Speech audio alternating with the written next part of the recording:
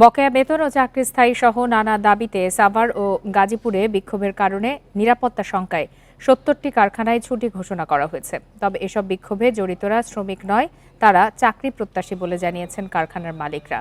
সকালে সাভার আশুলিয়া ইপিজেড এলাকায় কয়েকটি কারখানার শ্রমিকরা বিক্ষোভ শুরু করলে কর্তৃপক্ষ একের পর এক কারখানায় ছুটি দিয়ে দেয়।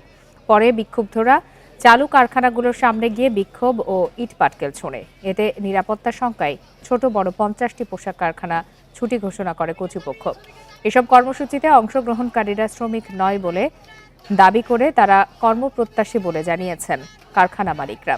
এদিকে গাজীপুরের টঙ্গী, শ্রীপুর, রাজেন্দ্রপুর, ভোগড়া বাইপাস এলাকার শ্রমিকরা ঢাকা ময়মনসিংহ মহাসড়ক অবরোধ করে বিক্ষোভ করে। এ সময় রাস্তায় যানবাহন চলাচল বন্ধ হয়ে যায়। পরে শিল্প পুলিশের আশ্বাসে মহাসড়ক ছেড়ে চলে যান তারা। এসব এলাকায় পরিস্থিতি স্বাভাবিক রাখতে সেনাবাহিনী, বিজিবি ও শিল্প পুলিশ নিয়োজিত আছেন।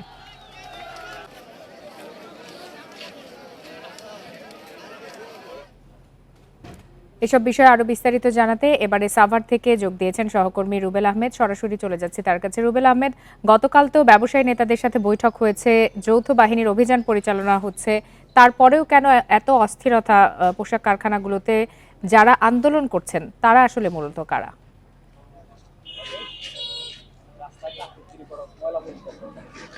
দেখুন, যারা আন্দোলন করছে তাদের যদি আমরা পরিচয় বলতে চাই, আমরা কিন্তু দুই ধরনের আন্দোলনকারী পেয়েছি।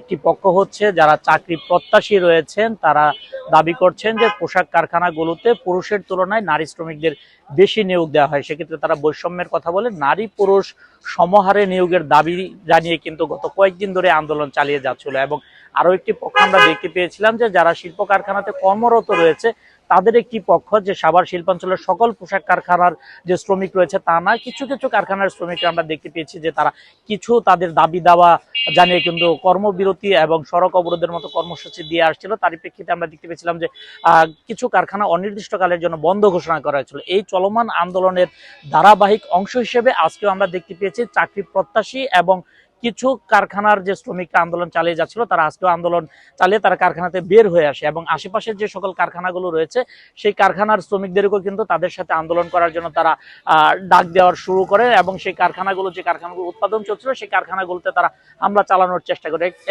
এক পর্যায়ে কিন্তু আমরা দেখতে পেয়েছি যে কারখানাগুলো চালু রেখেছিল তারা নিরাপত্তার স্বার্থে সেই কারখানাগুলো বন্ধ দিয়ে দিতে বাধ্য হয়েছে। সব মিলে আমাদের কাছে যে তথ্য রয়েছে, আজকে প্রায় অর্ধশতাধিক কারখানায় একদিনের জন্য সাধারণ ছুটি ঘোষণা করা হয়েছে এবং যে পরিস্থিতি তৈরি হয়েছে পরিস্থিতি মোকাবেলার জন্য সেনাবাহিনীর টহল অব্যাহত রাখা হয়েছে। শিল্প পুলিশের সদস্যরা কাজ করে যাচ্ছে এবং থানা পুলিশের যে সদস্যরা রয়েছেন তারাও কিন্তু কাজ করে যাচ্ছেন। সব মিলে যদি বলি, আজকে সাভার শিল্পাঞ্চলে বড় ধরনের ধাওয়া পাল্টা দেওয়া না হলেও নিরাপত্তার স্বার্থে অন্তত 50টি পোশাক কারখানা একদিনের জন্য সাধারণ ছুটি ঘোষণা করেছে কারখানা কর্তৃপক্ষ। যে কারখানাগুলোতে কাজ চলছে সেই কারখানার শ্রমিকরা কিন্তু চাচ্ছেন কারখানা চালু থাকুক। অনেকে চাচ্ছেন যে এই উদ্বুদ্ধ পরিস্থিতির দ্রুত সমাধান হোক, তারা কারখানায় কাজ করতে চাচ্ছেন। অনেক শ্রমিকই রয়েছে এমন।